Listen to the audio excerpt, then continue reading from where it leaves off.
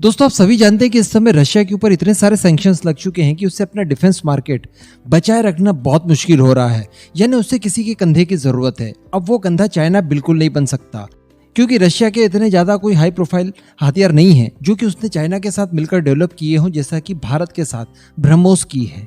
कहने का मतलब चाइना के नाम से तो उल्टा रशिया को और ज्यादा नुकसान हो सकता है। दूसरी बात, चाइना खुद ही हथियारों का काफी बड़ा एक्सपोर्टर हो गया है, तो वो रशिया को इस मामले में सहयोग नहीं दे पाएगा। वो खुद ही रशिया के कस्टमर्स को अपनी झोली में डालना चाह रहा है। ऐसी परिस्थिति में उसके पास एक ही ऑप्शन बचता है और वो है भारत और रशिया ने चूंकि ब्रह्मोस बनाई है, आने वाले समय में कुछ और प्रोजेक्ट के ऊपर काम किए जा रहे हैं। तो आप ये कह दीजिए कि एक ऐसी योजना बनाई गई है HAL के द्वारा, जिससे आम तो आम गुठलियों के भी दाम हमें मिलेंगे। वो कैसे, आगे वीडियो में देखिए। बस आप चैनल को सब्सक्राइब जरूर कर दीजिएगा। दोस्तों सबसे पहले तो मैं आपको बता दूं कि अजित डोभाल साहब रशिया की यात्रा पर गए हुए हैं, और दूसरी बात कि रशिया की तरफ से बार बार भारत को अलग अलग ऑफर्स दिए जा रहे हैं। कल ही मैंने आपको बताया, उन्होंने मरीन इंजन के बारे में हमसे कहा, स्क्रैमजेट इंजन की प्रॉब्लम भी पहले ही खत्म कर दी गई, उन्होंने हमें दे दिया।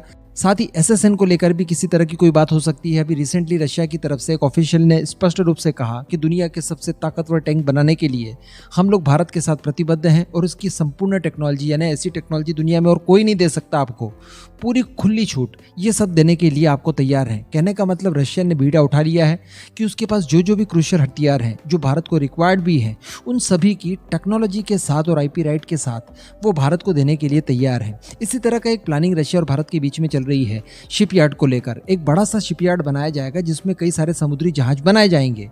तो अब बताया ये जा रहा है कि ब्रह्मोस मिसाइल को जहाजों के साथ ही एक्सपोर्ट करने की प्लानिंग की गई है। वो कैसे, ये देखिए। छोटे मोटे शिप बनाए जाएंगे जो कि छोटी मोटी नेवी के लिए पर्याप्त होगी। जैसे आप मलेशिया को एग्जांपल के तौर पर ले लीजिए, फिलीपींस है, वियतनाम है। इस तरह के जो छोटे मोटे देश है जिनकी संख्या बहुत ज़्यादा है और बहुत बड़े कस्टमर हो सकते हैं, ये हमसे इतनी ज़्यादा क्वांटिटी में ये सारी चीज़ें खरीद सकते हैं, जिससे भारत को बहुत लाभ हो सकता है और रशिया को भी।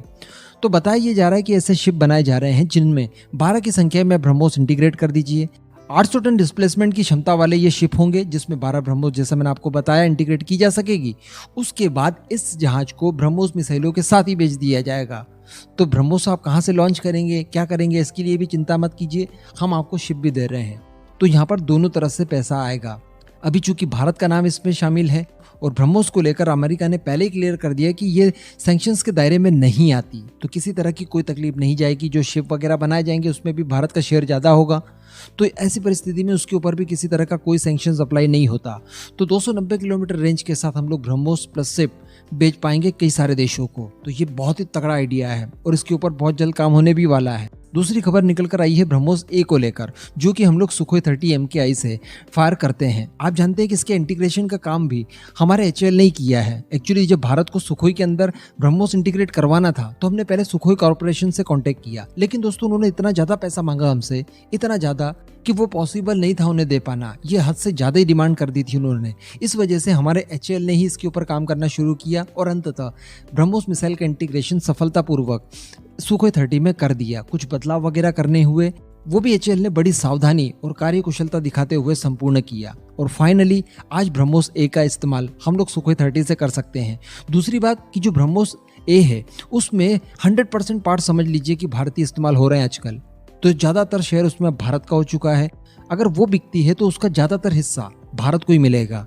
तो बताया ये जा रहा है कि जितने भी सुखोई 30 के यूज़र हैं भारत और रशिया के अलावा, जैसे एग्जांपल के तौर पर वियतनाम ले लीजिए, और सबसे बड़ी बात अर्मेनिया, अल्जीरिया, इस तरह के और भी कई सारे देश हैं जो कि बड़ी मात्रा में सुखोई 30 MKI का इस्तेमाल करते हैं। अब दुनिया का शायद ही कोई Su-30 MKI का यूज़र होगा जो अपने सुखोई में ब्रह्मोस का इंटीग्रेशन न चाहता हो। समझ रहे हैं आप? तो यहाँ पर उन्हें पुश की जाएगी भारत की ब्रह्मोस A, जिसका इस्तेमाल ये लोग अपने सुखोई से कर सकेंगे। इसके लिए ब्रह्मोस तो हम लोग देंगे ही देंगे, साथ में जो इंटीग्रेशन के लिए चार्ज होगा वो भी HAL को पे करना होगा।